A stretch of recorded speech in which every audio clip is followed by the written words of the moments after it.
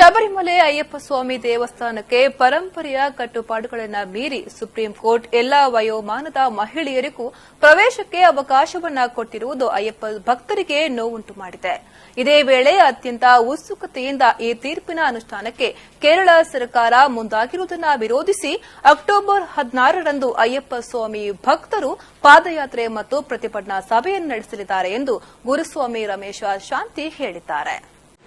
ಈ ತೀರ್ಪಿನ ವಿರುದ್ಧ ಹಾಗೂ ಈ ತೀರ್ಪನ್ನು ಅನುಷ್ಠಾನ ಮಾಡಲು ಮುಂದಾಗಿರುವ ಕೇರಳ ಸರ್ಕಾರದ ವಿರುದ್ಧ 16/10/18 ಮಂಗಳವಾರ ಬೆಳಿಗ್ಗೆ 9:30 ಗಂಟೆಗೆ ಮೂಡಬಿದ್ರೆಯಲ್ಲಿ ಬೃಹತ್ ಪ್ರತಿಭಟನೆ ನಡೆಯಲಿದೆ.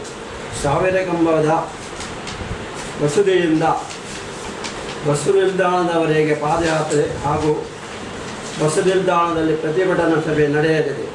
ಈ ಕಾರ್ಯಕ್ರಮಕ್ಕೆ ಅತಿ ಹೆಚ್ಚಿನ ಸಂಖ್ಯೆಯಲ್ಲಿ ಅಯ್ಯಪ್ಪ ಭಕ್ತರು ಹಾಗೂ ಸಾರ್ವಜನಿಕ ಬಂಧುಗಳು ಭಾಗವಹಿಸಬೇಕಾಗಿ ವಿನಂತಿ.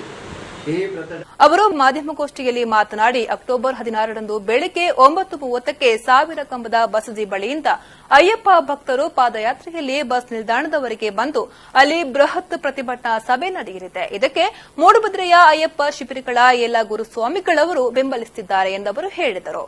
ಮಾಧ್ಯಮಗೋಷ್ಠಿಯಲ್ಲಿ ಗುರುಸ್ವಾಮಿಗಳಾದ ಸದಾನಂದ, ನವೀನ್, ಸುಧಾಕರ, ಪ್ರಶಾಂತ್ ಇನ್ನಿತರರು ಹಾಜರಿದ್ದರು.